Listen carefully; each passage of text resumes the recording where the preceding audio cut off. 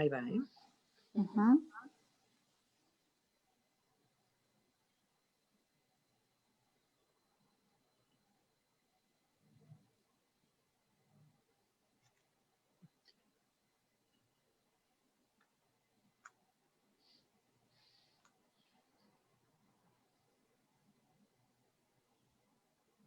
Hola, ¿qué tal? Bienvenidos a su programa La Cura por la Palabra. El día de hoy transmitimos un poquito tarde porque tuvimos unos problemas técnicos, pero vamos a reponer el tiempo para poder continuar con ustedes la transmisión de este tema tan interesante que esperamos sea difundido, ya que es muy necesario.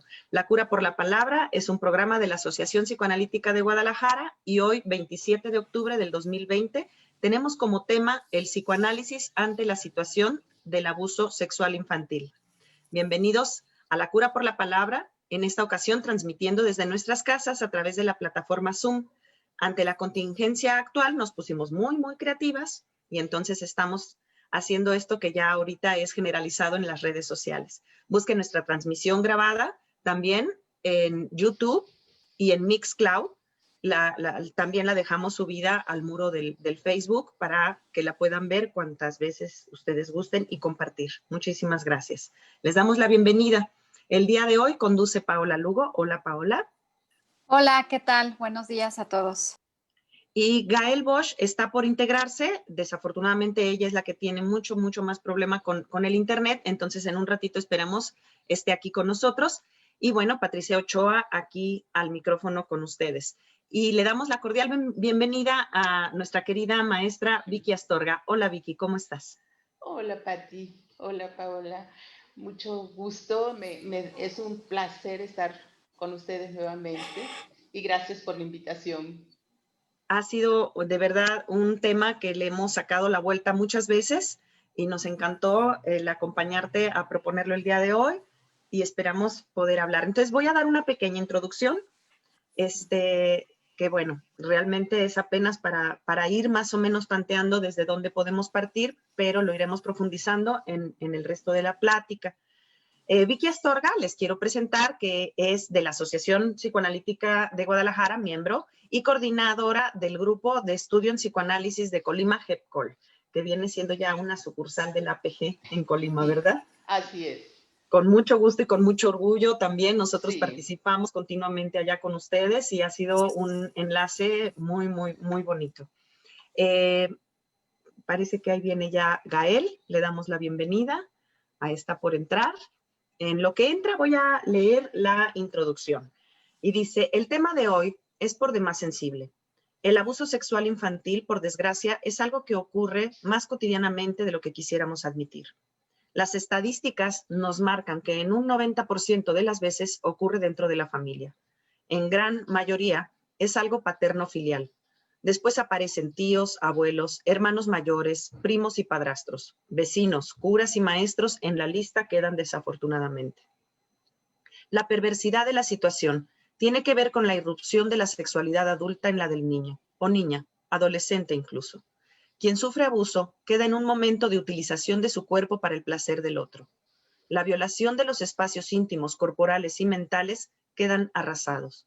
La brutalidad del evento tiene que ver también con que al ser una persona afectivamente significativa para el chico o chica, se mantiene un fácil control y dominio de la situación por parte del perpetrador. Por lo general, no es un abuso con uso de violencia, sino de seducción, lo que hace que la víctima se retraiga y se sienta culpable. La manipulación por parte del perpetrador puede llevar a que esconde el hecho por mucho tiempo y no se entera nadie más, por lo que es posible que otros adultos alrededor no se den cuenta fácilmente o tempranamente. Sin embargo, es difícil no creer que nadie se dé cuenta cuando los signos y síntomas pueden ir desde cambios de humor, carácter repentino, alteraciones del sueño y la alimentación, retraimiento social, masturbación y conductas sexualizadas, eneuresis, encopresis, terrores nocturnos, llanto inmotivado, hasta la depresión. Es muy doloroso para los abusados, al por fin decidirse a acusar al violador, no ser creídos, minimizarlo o dar preferencia en el trato al victimario. Los elementos perdón, vamos a ver que al fortalecer la situación, podríamos hablar de lo individual, de lo filial y también lo institucional. En todos los ámbitos deberíamos poder fortalecer el intercambio de las situaciones para una mejor elaboración. Cada infante, cada familia, cada institución debe ser observadora y reguladora, que brinden real interés, compromiso en la intervención temprana y que, si es necesario, hacer la denuncia debida. Para lo cual, el sistema legal debería estar igual de interesado en revisar las consecuencias que hagan pagar al violador. Por supuesto, la atención psicológica inmediata a la víctima. Visualizar estas conductas y las consecuencias e intervenciones posibles es el propósito del tema del día de hoy. Démosle la palabra a la situación y a Vicky Astorga, que hoy nos acompaña con este tema. Muchas gracias, Vicky. Bueno, fíjate, pensaba, o sea, al oírte, o sea, diste un recorrido así general de lo que consiste la charla, y me parece que sí, o sea, creo que abarcaste más o menos los puntos que tocaría. Y bueno, empiezo con la definición de lo que es el abuso sexual infantil. Que es como la relación que hay entre o una interacción entre un adulto y un niño, donde es totalmente asimétrica, donde el niño es usado por el otro para su satisfacción sexual. Entonces pasa a ser utilizado como un fetiche, como una cosa, pasa a ser cosificado y para la satisfacción del otro, donde el adulto no piensa en lo que puede provocar en el niño, lo que pueda pensar, o sea, hay cero empatía por el otro, ¿no? Y todo el daño que puede causar. Y uno lo ve, por ejemplo, hay personas que dicen, es que me desgració la vida, ¿no? Entonces, es como que ese evento es como una marca, una huella que queda tanto a nivel físico como mental. Entonces, y generalmente, como tú lo decías, son personas cercanas al niño, donde que puede ser el maestro, el cura, el papá, el padrastro, tío, que generalmente son personas a las que el niño admira y espera protección y cuidado. Entonces, eso es más, provoca más confusión en la cabeza del niño, ¿no? Porque él no espera eso de esas personas, ¿no? Entonces, él está pidiendo ternura y en cambio, o sea, se le responde con agresión y con violencia, ¿no? Y que es probable que él en un momento no sienta la agresión y la violencia, ¿no? Claro, porque desgraciadamente el abusador elige niños, se elige la presa y generalmente son niños muy carentes de amor. Entonces, muchas veces se puede confundir el amor con la seducción que hace el adulto del niño, ¿no? Entonces, eso provoca pues todavía más daño, ¿no? Y que muchas veces, como más adelante comentaré, el daño muchas veces no se percibe en el momento o no es sentido en el momento, sino que se resignifica posteriormente, ¿no? Cuando se le da un sentido a eso. Entonces, generalmente, decíamos, hay dos, se puede dar a nivel endogámico en las familias, generalmente puede ser que los que cometen el abuso generalmente sean personas de la misma familia y ahí estaríamos hablando de un abuso sexual endogámico.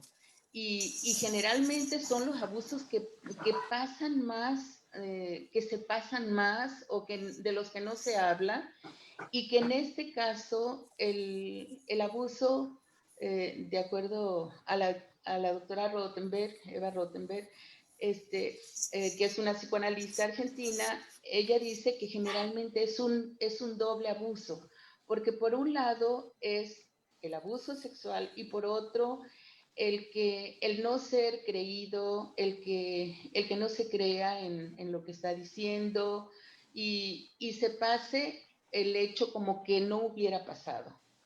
Entonces se hace como que nada pasó y nadie habla del caso y eso muchas veces puede llegar a ser mucho más doloroso para el niño que el abuso mismo.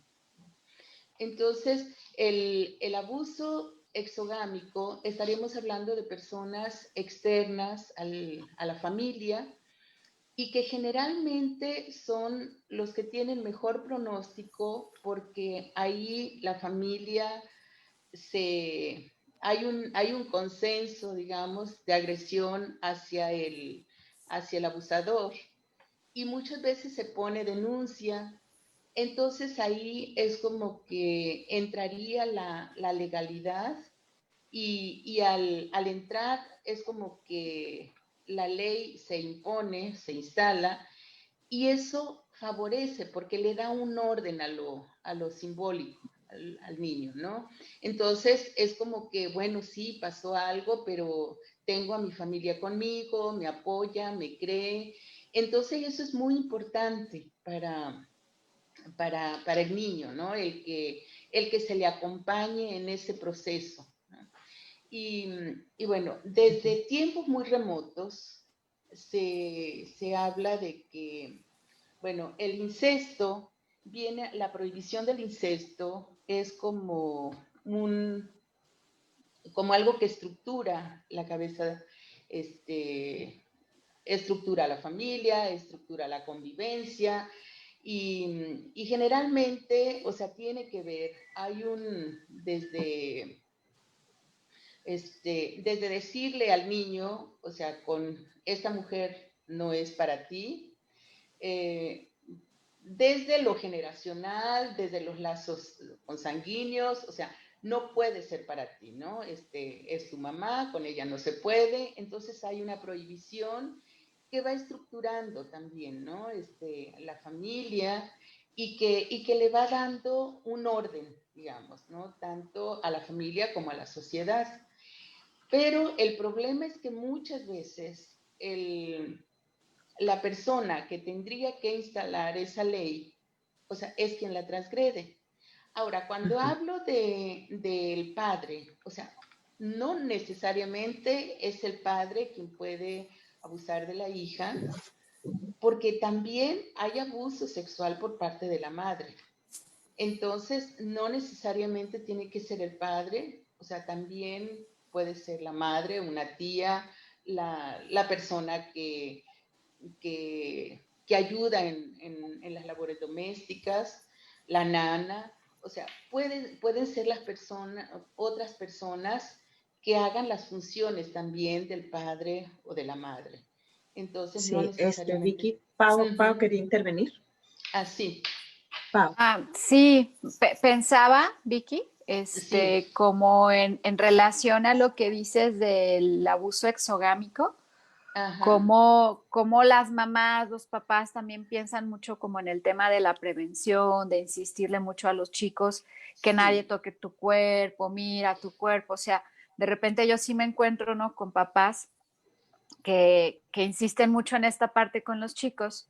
Y yo pensaba cómo también desde casa se pueden pensar cosas en la crianza, que puede haber cosas sí, aparentemente muy sutiles que podrían favorecer, por decirlo así, un abuso exogámico. Pienso, por ejemplo, sí. en los límites en el espacio, en los límites en cuanto al tema del cuerpo, de la desnudez, ¿no?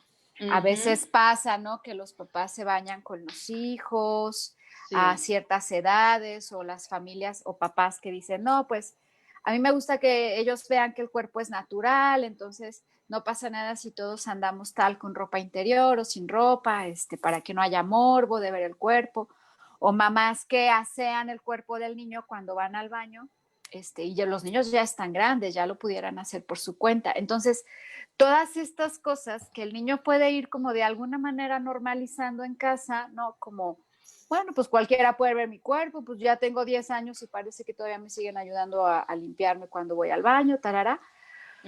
O sea, como tener cuidado en esas cosas a manera de prevención, porque más allá de lo moral o que si es bueno o malo, los cuerpos y tal, también son límites y son diques que organizan el cuerpo y la cabecita de los niños, pero también los niños se van enterando que es posible tener pudor, que es posible y muy valioso tener vergüenza y cuidar el propio cuerpo, porque si eso existe en casa, a la hora de que afuera alguien se quiera pasar de listo, los niños saben muy bien que eso no va porque saben cómo cuidarse y protegerse en ese sentido, ¿no?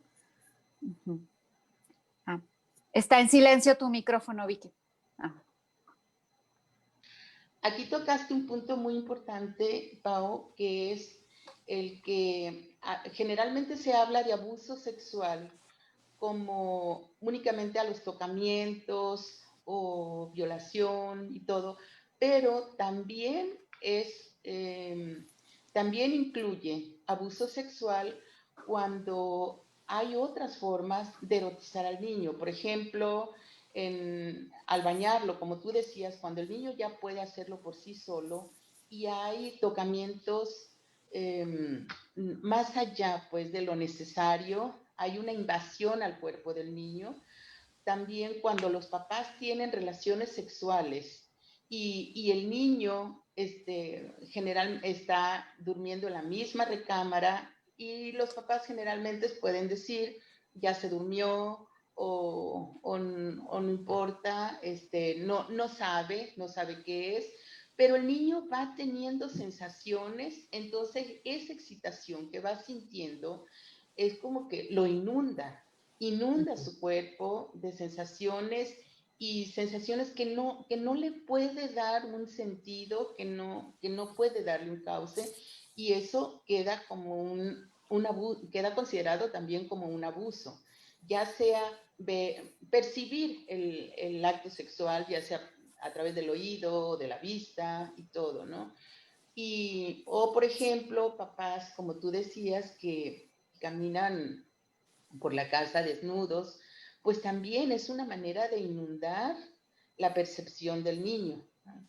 Y que también eso es considerado un abuso porque va más allá de lo que el niño puede ir como acomodando en su cabeza, ¿no? Ahora, es importante también aquí la educación, como tú decías, porque no es lo mismo que un niño se ha tocado una caricia en la cabeza o en la nariz, a que ya se le toquen partes íntimas. Y me parece que es importante que se vaya hablando. Y muchas veces, fíjate, al estar viendo la televisión así de manera casual, eh, pues se puede aprovechar, por ejemplo, una escena para decirle al niño, mira, esto no lo debes permitir tú, o esto no es adecuado. Entonces, desde ir diciéndole que hay zonas privadas, zonas íntimas que nadie debe tocar, y sobre todo mencionar las cosas por su nombre. Generalmente a veces se le da rodeo y todo y eso confunde más su cabeza, ¿no? Entonces, Sí. Ir nombrando las partes del cuerpo por su nombre, decirle cuáles son las partes íntimas que no tendría que permitir que toquen, ni él tampoco tendría que tocar las de otra persona. Y que cuando le digan, bueno, aquí ya estoy hablando de prevención, pero bueno, viene el caso por todo esto, que de alguna manera tiene que ver con que él aprenda a cuidar su cuerpo y que tenga, sobre todo, se acerque a una persona con la que tenga confianza y que en caso de que le pidan guardar un secreto, al contrario, tendría que hablarlo, tendría que decírselo a esa persona en la que confía y que para que en un momento dado, bueno, no, o sea, todas las dudas que tenga puedan ser disipadas también, ¿no? Gael quiere intervenir. Sí, Gael. Y bueno, yo he sabido, ¿no? Las víctimas, como dices, lo mencionabas por ahí, creo que por ahí lo vas pues seguir desarrollando, lo del trauma, ¿no? O sea, víctimas que Sí. después ya de grandes dicen, pero es que, ¿por qué no hice algo distinto? ¿Por qué no dije que no? Etcétera, Sí. ¿no? Y parte de la confusión también es híjole, es que yo en cierto momento sentí placer, ¿no? Y Ujú. creo que ahí es muy importante hablar sobre lo que Freud tanto removió así en la sociedad de su época, que era pues el pensar a los niños como provistos de sexualidad. Asexuados. Ujú. Ajá, o sea, con sexualidad, pero una sexualidad que la podemos entender muy diferente a lo que de repente algunos agresores pueden llegar a pensar, ¿no? De Sí. que es que me sedujo y demás, cuando no es así, porque hay otras características en los niños, como decías hace ratito, que no, o sea, que no les provee de la capacidad para pensar la sexualidad como una sexualidad adulta. Claro. Entonces, no sé si podríamos adentrarnos un poquito a eso, Sí. porque resulta muy conflictivo, ¿no? Resulta muy conflictivo para la víctima. Sí, generalmente, o sea, el niño va a buscar ternura, sobre todo en esas personas, va a buscar ser visto, ser considerado y protegido por la persona adulta. Y lo que está buscando es ternura. Y generalmente, o sea, a veces la única forma, desgraciadamente, de obtener placer es a través de caricias indebidas, digamos, no adecuadas. Y que en ese momento para el niño puede ser una vivencia nada más. O sea, no tiene claro qué es tierno y cariñoso y qué es un abuso. Pero entonces, Benyacar ubica tres momentos, o sea, este momento donde el niño se va sintiendo inundado, va sintiendo la excitación y todo, pero sin acomodarla todavía propiamente el significado que tiene. Posteriormente, si no se habla todo esto y se lo va guardando, de todas maneras va a ser revivido el evento a través de sueños, a través de síntomas, eh, masturbación compulsiva. Entonces van a aparecer síntomas, terrores nocturnos, como decía Patti, o sea, de tal manera que el niño busca las formas de intentar acomodar en su cabeza aquello que no pudo en su momento, pero que al no poder hablarlo va a aparecer de alguna forma o se va a manifestar de alguna manera a través de síntomas o de conductas. Y el tercer momento, pues ya sería cuando se acerca a alguien de confianza, puede hablarle de lo que pasó y y ahí se resignifica el evento que hubo y adquiere ya un significado, pero para eso se requiere que confíe en la persona, que pueda hablar de lo que pasó y que generalmente es en un tercer momento cuando se da esto y que ahí también el terapeuta puede hacer un papel importante como para ir ayudándolo a ir acomodando todo esto, ¿no? Todo esto que pasó. Uh-huh. Paola. Sí, gracias. Es que pensaba, Vicky, si nos Sí. pudieras platicar un poquito más, a lo Uh-huh. mejor sobre la vergüenza o la culpa que tienen Sí. las víctimas, ¿no? Porque, Uh-huh. como bien has dicho, ¿no? Bueno, sucede en muchas ocasiones Sí.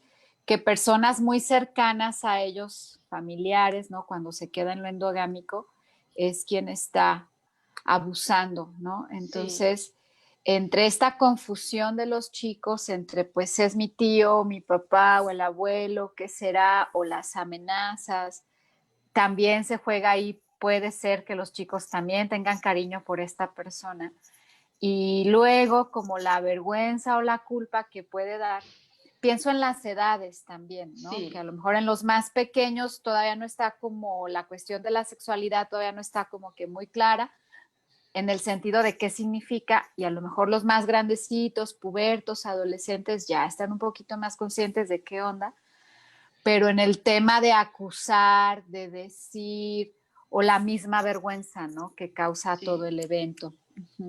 Sí, por un lado tenemos, o sea, los niños generalmente cuando son víctimas de un abuso, generalmente tienden a sentir su cuerpo como sucio, como que cuando ya ven que no es como caricias tiernas y amorosas, entonces generalmente que tienen una connotación como que tendrían que ocultarlo, que es vergonzoso y que muchas veces no saben si ellos fueron los responsables o no.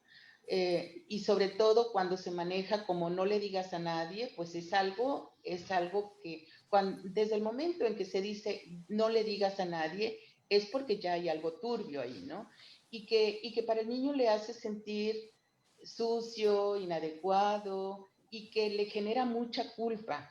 Entonces, y que puede, en los niños, por ejemplo, se pueden propiciar ideas de evaluación la baja autoestima. Generalmente son niños que tienden a accidentarse con mucha frecuencia por la culpa. Entonces dicen, ay, no sé qué tiene ese niño que se cae con mucha frecuencia o se Se enferman golpea. también, ¿no, Vicky? ¿Cómo? Se enferman también. O se enferman también con mucha frecuencia. Entonces, como una forma de autocastigarse. Y que también los accidentes son considerados como microsuicidios. Entonces puede haber, por la baja autoestima, ideas suicidas, ¿no? Entonces estos accidentes no son como microsuicidios, digamos, ¿no? Formas de lastimarse, de hacerse daño, y que también, como decía Patti, puede ser niños que se enferman con mucha frecuencia y no se entiende por qué, ¿no? Y que anteriormente, si eran niños vivaces y todo, y yo aquí sugeriría, pues cuando hay un niño, generalmente va a tener cambios, siempre va a haber cambios, y que ahí las personas que lo cuidan tendrían que estar al pendiente qué pasa con él, porque de ser tal vez un niño más vivaracho, más tiende a aislarse, tiende a deja de jugar, se vuelve distraído, no atiende las clases, en lo cognitivo le cuesta mucho hilar ideas. Entonces, por ejemplo, en personas que entran a la pubertad, bueno, hay un desfasaje, digamos, viene la sexualidad avanzando y de pronto es como que todo se entorpece, el proceso. Llegan a la adolescencia donde es propio de la adolescencia que hay una reestructuración de todo. Entonces, al haber el abuso, hay un entorpecimiento para acomodar todos esos procesos, le va a ser más difícil, digamos. Por ejemplo, en las chicas, pues puede haber embarazos, o sea, como consecuencia puede haber un embarazo, y ya ven, o sea, y generalmente no dicen quién es el papá, ¿no?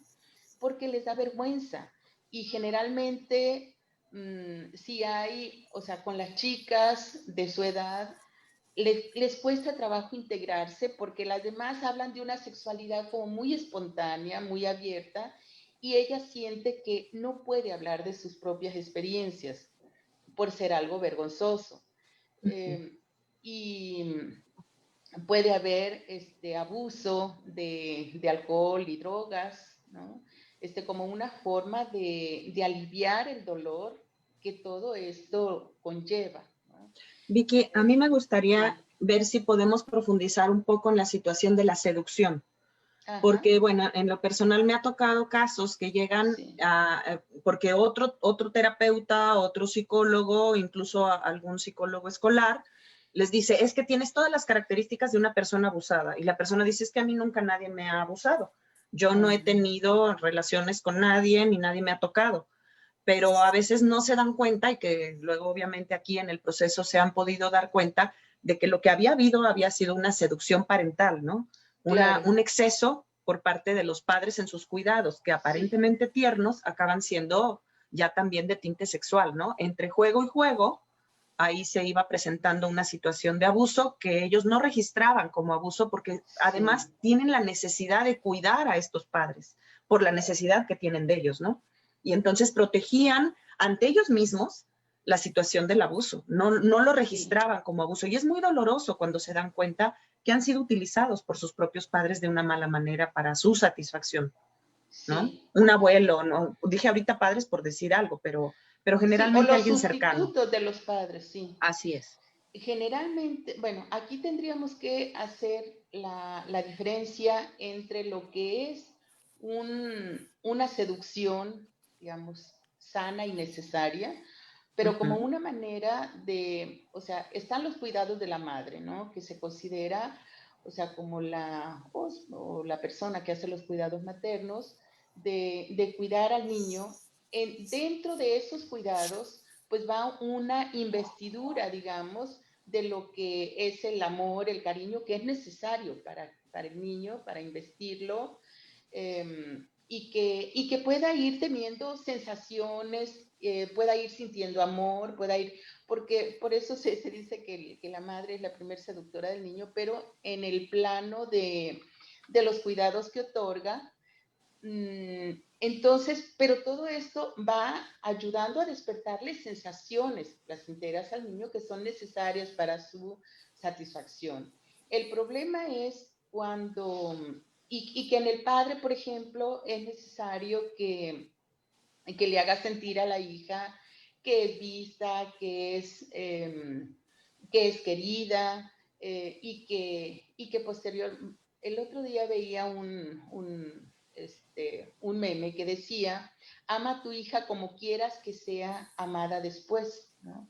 Porque ella no se conformará con menos de lo que tú le diste.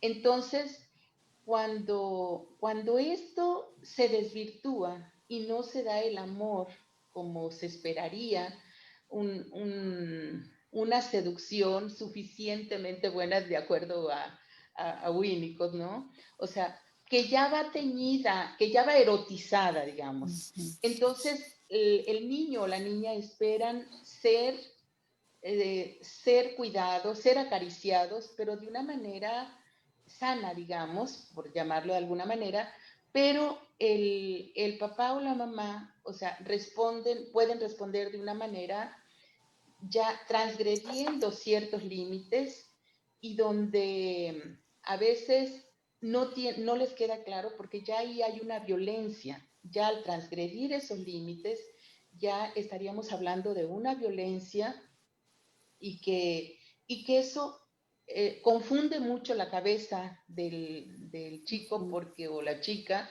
porque ellos esperan ternura y al contrario reciben sometimiento y violencia y agresión, Hay ¿no? un enamoramiento necesario entre mamá, Claro, papá e hijo, ¿no? así El es, problema es cuando este ya queda en una seducción fuera de lugar. así es. Entonces ahí confunde mucho porque lo que tendría que ser lo que ella espera, lo que la chica espera es que el papá pues la vea, o sea, sentirse privilegiada, digamos, con su cariño y lo que recibe muchas veces puede ser la agresión sexual y que muchas veces, o sea, ojo con esto porque cuando hay un incesto del padre de manera reiterada, el padre o padrastro, generalmente es la madre quien ofrece a la hija, o sea, Eso. y hay ciertas complicidades ahí.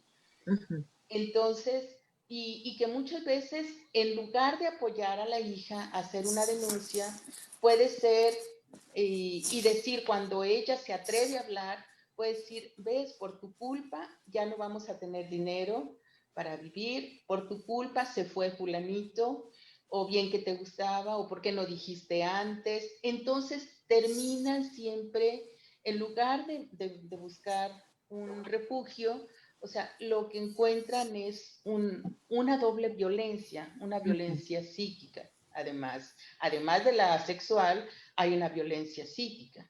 Gael y luego Pau. Creo que Creo tú que primero, Gael. Pau.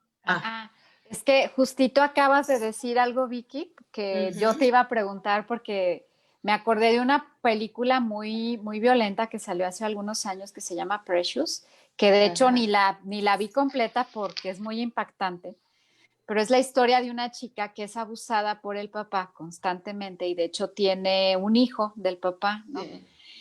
Claro que ya es una situación de mucha violencia, mucha carencia afectiva y económica, y bueno, la película va planteando un segundo embarazo, ¿no?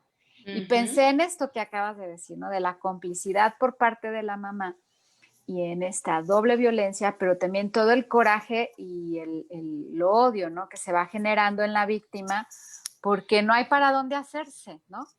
Entonces, de eso yo quería comentarte porque Sí. sí, di. Sí, es el problema, porque generalmente cuando hay un abuso de esta manera, generalmente la persona que abusa es la persona que tendría que apoyar tanto económicamente y es la única persona que puede favorecer el refugio y puede favorecer, paradójicamente, es la persona que de quien recibe algo, o sea, algún tipo de gratificación, tanto económica, y es con quien cuenta nada más. Entonces, ni a dónde hacerse. El otro queda en un orden de supremacía, de superioridad y magnificencia, donde queda expensa totalmente del otro, ¿no? Gael. Ay, es que... Otro punto, antes de que se me vaya la idea, otro punto aquí, que generalmente cuando esta chica es violada por el padre, o sea, se hace un vínculo de amor y odio. Y este vínculo puede estar, es como que se hace un vínculo sadomasoquista también, ¿no? Y este odio se puede generalizar hacia los demás hombres, entonces le va a costar trabajo confiar en los hombres, ¿no? Entonces es como que se generaliza. Gael. Sí, Gael. Es que estaba yo aquí pensando en los comentarios, ¿no? Del día de hoy y lo que te decíamos fuera del aire, que es un tema como muy difícil de tocar y de repente como que nos quedamos un poquito, sin palabras, ¿no?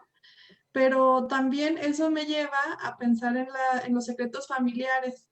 O sea, lo que también ibas mencionando, así hace un rato, de lo importante que es hablarlo, ¿no? Pero también lo difícil que es para muchas familias enfrentarlo y a veces sí se opta en ciertas familias a mejor no decir nada, a mejor ocultar qué sucedió, y como si nada. Sin embargo, lo traumático ahí está. Entonces, quería ver si nos podías hablar un poquito de estos secretos de familia, Sí. las consecuencias que trae. Sí. Yo nada más agregándole a su pregunta, que también tiene que ver con el comentario acerca de la situación de la víctima que puede llegar a repetir abusos de cualquier otra gente precisamente por esto traumático, ¿verdad?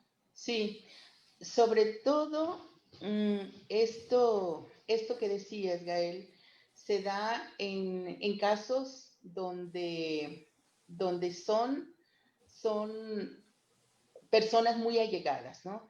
Y generalmente a veces puede ser el abuelo, ¿no? Y muchas veces no denuncian o no se habla o buscan otra persona, ¿no? Como culpable, porque es muy doloroso decir, fue mi padre, ¿no? Quien lo hizo, quien abusó de mi hijo. Entonces, como es tan doloroso, prefiere mejor mantener o hacer como que nada pasó. Y todo eso, o sea, como decíamos ya, es como un doble trauma para la persona que se tiene que quedar callada y convivir con él en y ocasiones. convivir con él. Entonces, es muy, muy fuerte eso. Entonces, y que muchas veces la persona que ha sido abusada va a ser abusador también, por esa tendencia a repetir de manera activa lo que él vivió de una manera pasiva en un evento así, y que esa tendencia a repetir lo mismo que fue víctima, ¿no? Lo lleva muchas veces a hacer vínculos sadomasoquistas y que posteriormente pueden ser como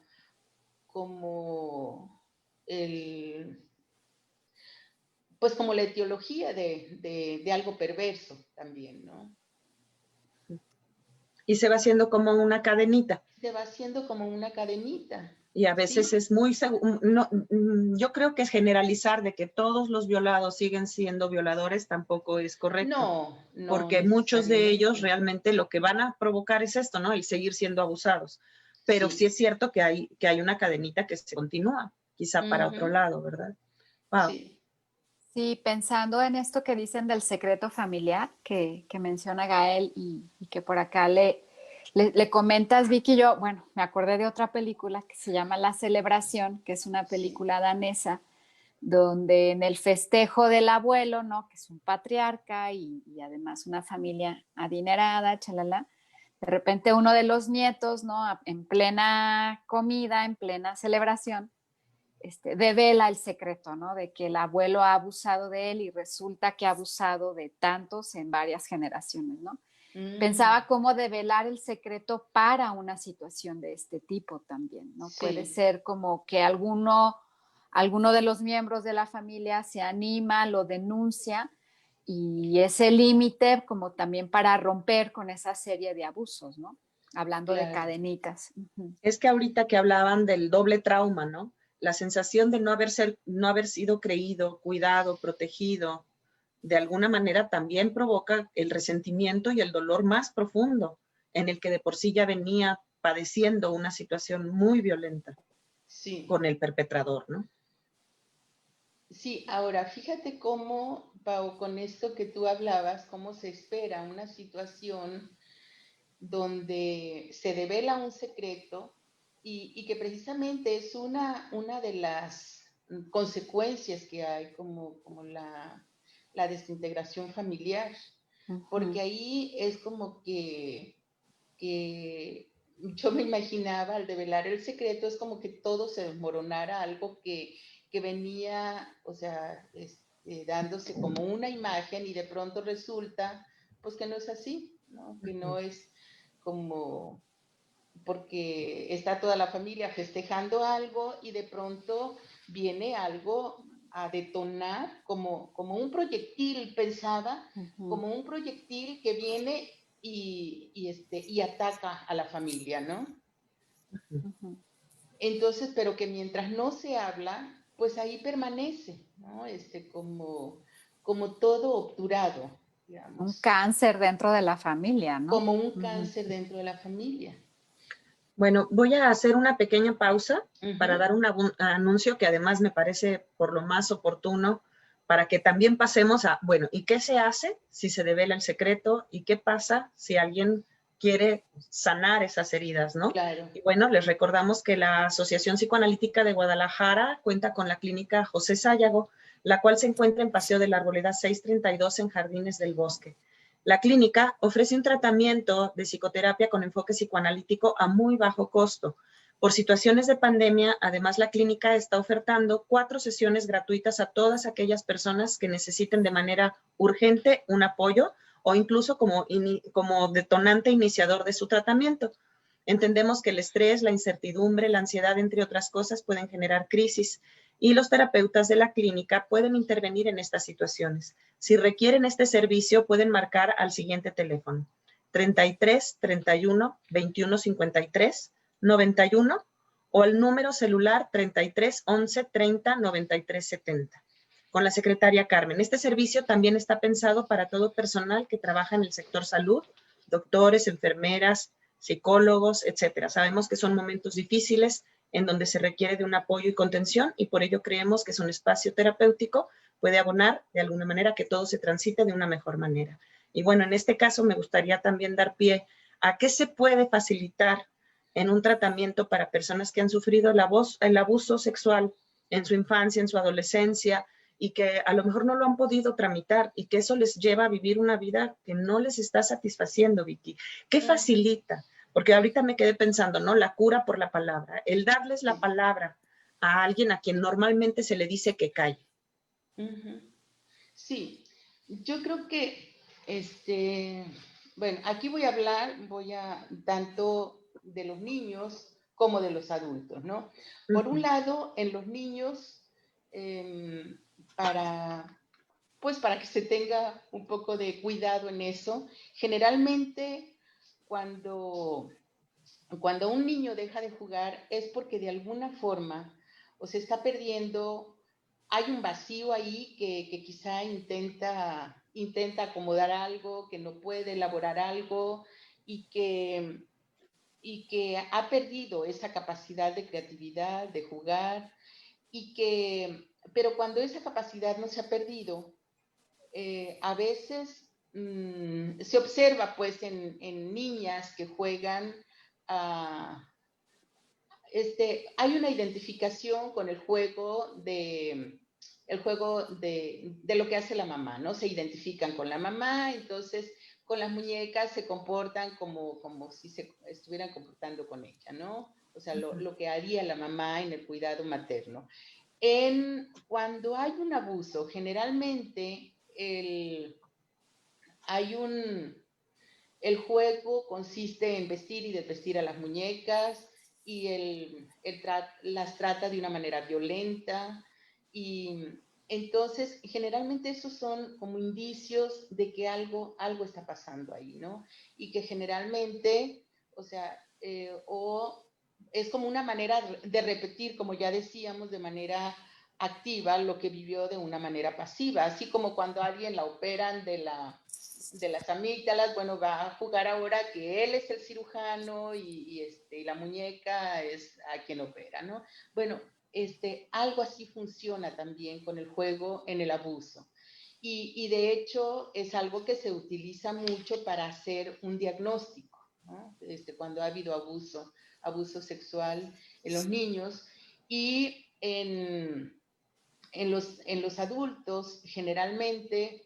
Bueno, esto también favorecería mucho el tratamiento en niños para que puedan ir elaborando esto y no se vaya complicando cada vez más, ¿no? Entonces, pues es una intervención a tiempo, digamos, ¿no? Y que eso le va a favorecer en lo sucesivo llegar a problemas mayores. En un adulto, cuando se ha guardado tanto tiempo una situación así, o sea, ya veíamos todas las consecuencias que puede haber, ¿no? Y eso le va a favorecer como ir acomodando todo eso que vivió, ir desculpabilizándose, desvictimizándose también, ¿no? Y que de alguna manera ir acomodando todo eso que vivió, que le pueda ir poniendo palabras, pueda ir simbolizándolo y que eso le va a favorecer mucho porque en su vida sexual, porque también hay un rechazo a la feminidad, un rechazo a su persona. Muchas personas, muchas mujeres que han sido abusadas generalmente tienen la idea de que ellas hicieron algo, entonces generalmente no se arreglan porque puede ser porque se les ha dicho que tal vez ella propició todo, entonces hay un descuido en su persona, entonces hay un rechazo a la feminidad o al ser mujer. Y muchas veces esto puede dar como consecuencia una elección también de tipo homosexual, porque hay un rechazo a lo femenino, a la feminidad, pues, ¿no? Entonces, al no encontrar un lugar adecuado con el hombre, al haber un rechazo hacia lo masculino, entonces tratan de refugiarse en la mujer. Y entonces todo esto, de alguna manera, va a ir, va ayudando como a ir, pues como a ir elevando la autoestima, ir acomodando esas cosas que quedaron ahí sin tramitarse y que pueda entender que no es que ella haya sido la responsable, ¿no? Que hubo una persona que tendría que haberla cuidado y que no lo hizo, ¿no? Fíjate que en el caso contrario, a mí algo que me ha tocado ver en el caso de los varones, que también puede darse el camino hacia la homosexualidad, pero también hay una sensación de no masculinidad, ¿no? De no poder llegar a lo masculino. Aquí en los pueblos de Jalisco es muy común distinguir entre los maricones y los gays. Dicen, yo no soy gay, yo soy maricón porque puedo abusar de otro, pero yo no soy gay porque yo no recibo, ¿no? Y hacen una diferencia muy fuerte entre el poder abusar de otro, y eso no los hace gays, y el que sí le gusta es el gay. Entonces es algo también bien fuerte para su masculinidad, ¿no? Como para su identidad como hombres, en donde también no se les da ni ayuda ni contención, se normaliza porque además es algo muy generalizado en pueblos enteros. Y pues se sabe, ¿no? Que de alguna manera de ahí viene también la zoofilia y otras perversiones, que también, por supuesto, les dejan una sexualidad pues trastocada, donde ya no la van a disfrutar plenamente. Yo pensaba que la sexualidad, algo tan preciado del ser humano, quede trastocado por las perversiones, es algo triste, ¿no? Es algo lamentable. Pensaba, fíjate, Pati, que una de las causas, digamos, que un hombre puede abusar de una niña, generalmente es porque no puede sostener una relación con una mujer adulta. Entonces, generalmente le tienen miedo a la mujer. La mujer se vuelve amenazante y entonces buscan una niña porque con una niña se sienten seguros, omnipotentes, poderosos, y ahí sí pueden. Entonces, y que en el caso del varón que ha sido abusado, generalmente, lo que decíamos, por esa repetición, tienden a hacer de manera activa lo que vivieron de manera pasiva. Entonces, es como que ahora ellos no son ya los abusados, sino ahora son los fuertes, digamos, los poderosos, ¿no? Aunque de alguna manera, bueno, pues no deja de ser una relación que los va haciendo impotentes para establecer una relación sexual, digamos, adecuada, ¿no? Más adecuada. Tenemos un par de comentarios sí. que me gustaría leer. El primero, la verdad, me cuesta un poquito trabajo seguirlo, pero a lo mejor por la redacción, que tiene que ser muy rápido, vamos a intentar armarlo. Dice, el tema me hace pensar que también existen casos en los que al dar cuenta del abuso, la víctima se siente responsable del abuso. Un poco ya lo habíamos hablado, ¿verdad? Sí. Es a través de una culpa generada por el abusador. Además, me pregunto, ¿cómo es que ocurre cuando el abusador genera una proyección sobre la víctima? En este caso, la proyección de la agresión puede ser una defensa, pregunta. ¿Puede ser una defensa la proyección de la agresión? Y luego tenemos un comentario por parte del Grupo de Estudios Psicoanalíticos de Colima, que nos están escuchando, seguro Isabel anda por ahí detrás, saludos, y dice, qué importante que se hable de este tema. No siempre quien es abusado se convierte en abusador. ¿De qué depende que la víctima se convierta en victimario o no? Van un poquito enlazadas, me parece, los dos comentarios. Generalmente tiene que ver, bueno, aquí tendríamos que definir, hay dos tipos de abusadores. Por un lado, ya si me falta algo ya me dicen. Hay dos tipos de abusadores. Por un lado está el abusador que es casual, digamos, o eventual, que está pasando por una situación de duelo, una situación de duelo patológico que no puede elaborar, le llamamos abusador melancólico, que generalmente hay una caída del yo, y que ahí, o sea, no puede sostenerse emocionalmente y hay una sensación de dolor que no puede elaborar, entonces tiende a buscar el cuerpo del niño como una forma de compensar y gratificarse a sí mismo, ¿no? A través del niño.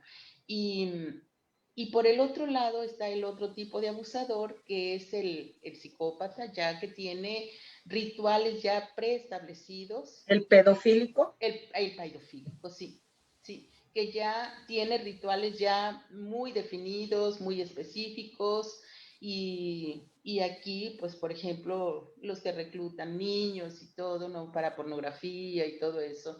O sea, que puede haber diferentes tipos, ¿no? Entonces, pero ya son personas que de una manera reiterada lo hacen, y la pregunta era de qué va a consistir. Bueno, que generalmente son personas que pasaron por dolores también, angustias, digamos, muy intensas, muy que no pudieron tramitar igualmente, ¿no? Y que estuvieron sujetos como a angustias impensables, que tienen que darles una salida, y que generalmente son niños que fueron también muy maltratados, muy abusados en todos los sentidos, y que son formas con las que aprendieron a relacionarse a través del odio y a través del sometimiento, digamos, ¿no? Vicky, tenemos que ir dando cierre. Bueno, muy bien. Desafortunadamente, ahora sí se nos fue el tiempo volando. Es un tema que da para muchísimo más. Sí, La verdad es que yo sé que apenas lo estamos tocando. Te invitamos a seguir profundizando en él, por favor. Seguramente vamos a esperar los comentarios que nos van a hacer del programa, y probablemente va a destapar otras cosas, y estarás cordialmente invitada a continuarlo. No sé si con algo quieran cerrar, Pau, Gael. Nada, agradecerte, Vicky. Muchas gracias por estar aquí. Pues al y contrario, compartirnos todo tu conocimiento sobre este tema. Muchas gracias. Y muchas gracias por proponerlo, porque como puse yo en un comentario, hay que hablarlo para prevenirlo también, ¿no? Sí, exactamente, es lo que yo comentaba con acá en el grupo, con Isabel también, de que, bueno, pues se tiene que poner palabras a todo esto, ¿no? Sinceramente, Vicky, a mí me parece que es una cuestión hasta de justicia social. Se tiene que hablar para poderlo evitar, ¿no? Y es algo que se tiene que decir que sí está ocurriendo, y que desgraciadamente más de lo que quisiéramos pensar. Y bueno, y para terminar quisiera decir que no se deje de denunciar, porque generalmente, bueno, tenemos que es importante pues acudir, generalmente se cuenta, en nuestro medio pues está el DIF, que es el que sé que tiene el personal interdisciplinario para atender este tipo de casos, ¿no? Y bueno, y también la consulta en la asociación, creo que la mayoría de los psicoanalistas estamos listos para atender y ayudar y apoyar, ¿verdad? Sí, a nivel psicológico, pero yo decía ya legal. no es legal, sí. Claro, claro. Y además, mientras más les exijamos que le entren, más van a renovar y a actualizar sus leyes, ¿verdad? Exactamente, sí. Muchas gracias, Vicky. Nos despedimos entonces. Al contrario, un placer estar con ustedes. Gracias por tu tiempo, tu disposición, que además ahora la tecnología nos la jugó feo, y gracias por quedarte con nosotros. Eso facilita, ¿no? Bueno, es cierto, tenemos un buen vehículo para continuar gracias a eso. Vicky desde Colima, nosotros desde Guadalajara, y llegando a todo el mundo, porque por ahí estamos con Elena, que está en España, por ahí hay gente de Argentina anotada. Bueno, muchísimas gracias, nos despedimos. Recuerden que pueden visitar la página de Facebook de la Asociación Psicoanalítica de Guadalajara, en donde se enterarán de todos los eventos que tenemos día a día. También pueden visitar nuestra página de Facebook, La Cura por la Palabra, donde pueden transmitir sus dudas y comentarios por inbox. Ahí mismo podrán encontrar nuestro podcast. Gracias a todos los que nos siguen por Twitter, @curaxpalabra, y de la APG, que es APG en mayúsculas, @APG_online.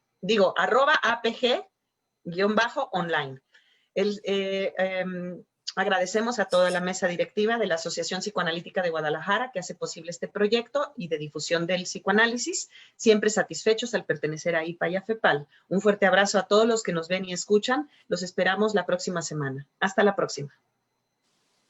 Hasta luego.